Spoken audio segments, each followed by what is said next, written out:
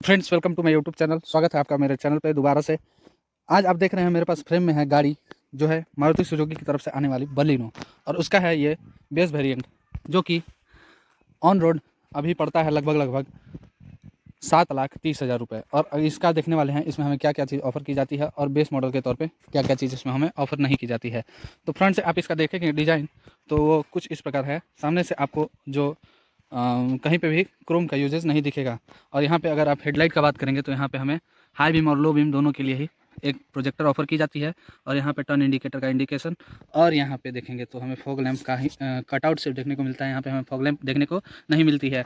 और अगर आप ये ग्रिल देखेंगे तो यहाँ पे सिंपली सा ब्लैक ग्रिल देखने को मिलती है। इसमें हमें क्रोम का यूज़ देखने को कहीं नहीं मिलता है।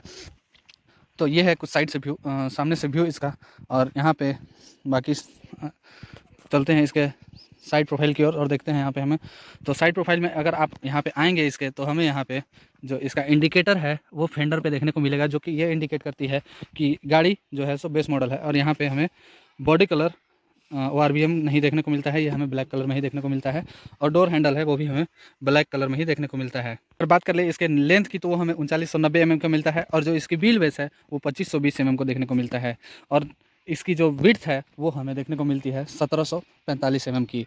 तो गाड़ी ओवरऑल बाहर से देखने में ये कुछ इस प्रकार से दिखती है। अब चलते हैं इसके बैक प्रोफाइल की ओर और देखते हैं वहाँ पे हमें क्या कुछ ऑफर की जाती है। और उससे पहले आप यहाँ पे देखेंगे तो एक और बेस मॉडल का पहचान यहाँ पे हमें जो स्टील रिम है। और रियर प्रोफाइल में आप देखेंगे तो यहाँ पे हमें जो लाइट्स है वो हमें सारे मॉडल्स में ही सेम देखने को मिलती है। ये यहाँ पे बैक लाइट का इंडिकेशन, और यहाँ पे रिवर्स गियर का इंडिकेशन, और यहाँ पे टर्न इंडिकेशन देखने को मिलता है। और अगर बात करें तो यहाँ पे हमें इसमें रिवर्स पार्किंग सेंसर भी देखने को मिलता है, जो कि एक।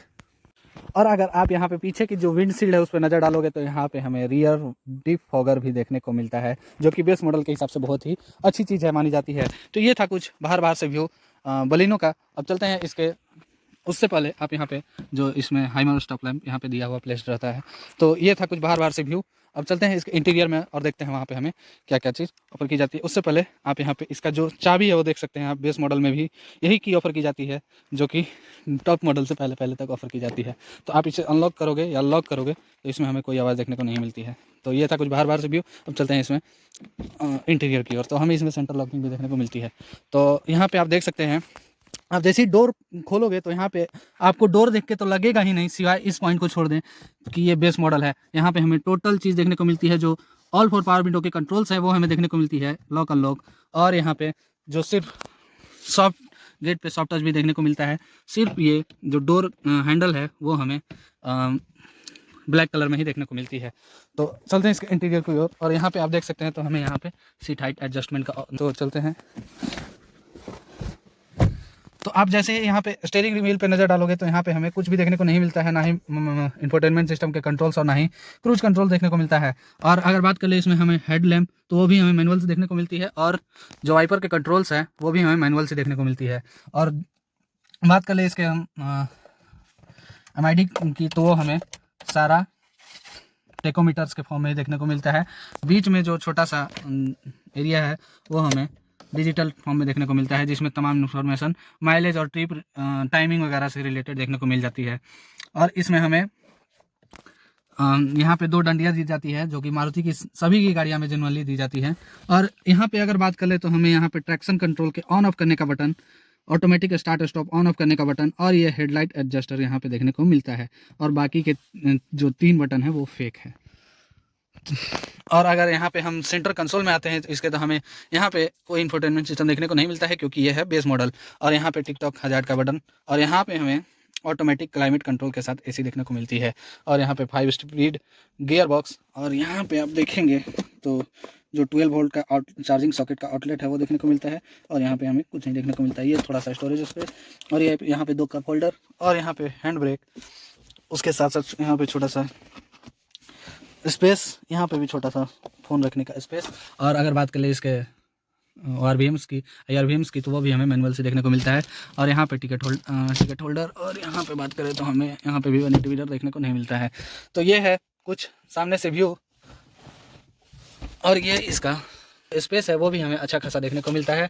और अगर ये बात करें तो इस साइड वाले डोर पे भी हमें सॉफ्ट टच देखने को मिलता है, और यहाँ पे भी हमें विंडो के कंट्रोल देखने को मिलते हैं, और यहाँ पे हमें हैंडल जो है स्लाइड। अगर बात कर ले इसके सीटों की कुशनिंग की, तो जो अंदर थाई सपोर्ट है वहाँ पे थोड़ा सा कम है कंपैरेटिवली, बट उतना भी कम नहीं कह सकते हैं आप, बट डिसेंट सा है। और सीटों की जो होल्डिंग है वो कंपैरेटिवली उसके कंपैरेटिवली बहुत ही अच्छा दिया गया है। तो ये था कुछ सामने से व्यू, और चलते हैं इसके बैक सीट में और देखते हैं वहाँ पे हमें कितना ही लेग स्पेस देखने को मिलता है।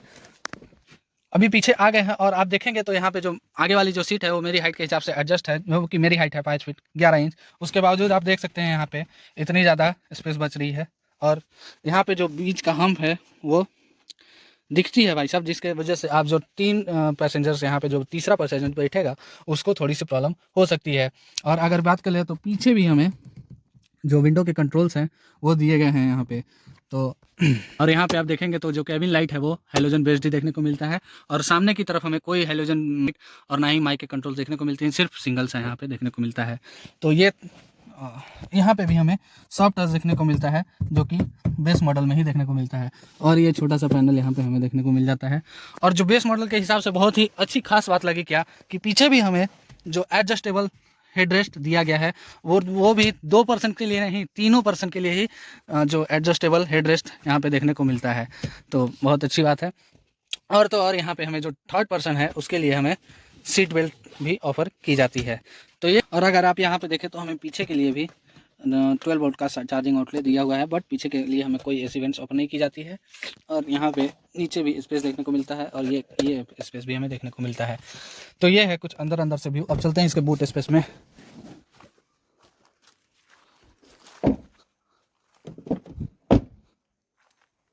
अगर बात करें इसके बूट स्पेस की, तो वो हमें इसमें देखने को मिलता है 318 लीटर का, जो कि कह सकते हैं आप सेगमेंट के हिसाब से ठीक ठाक है। बट इसमें हमें कोई भी कहीं पे भी लाइट ऑप्शन देखने को नहीं मिलता है, और यहाँ पे हमें पार्सल ट्रे भी ऑफर नहीं की जाती है, और यहाँ पे हमें कवर देखने को मिलता है। तो ये था बलेनो का। अब चलते हैं इसके इंजन बे की ओर और देखते हैं वहाँ पे हमें कितनी ही पावर देखने को मिलती है। इसमें हमें 1197 सीसी का 4 सिलेंडर इंजन देखने को मिलता है, जो कि 88 bhp का पावर और 113 न्यूटन मीटर का टॉर्क निकाल के देता है। और इसमें हमें यहाँ पे देखें तो हमें प्रॉपर वेंटिलेशन का यूज़ देखने को मिल जाता है। तो और यहाँ पे अगर देखें तो यहाँ पे हमें प्रॉपर देखने को मिल जाता है वेंटिलेशन जो है। तो ये था 2023 बलेनो का रिव्यू। कैसा लगा आपको वीडियो कमेंट करके ज़रूर बताइएगा। मिलते हैं आपसे फिर एक और नए वीडियो में, तब तक के लिए बाय बाय। भारत माता की जय, जय श्री राम।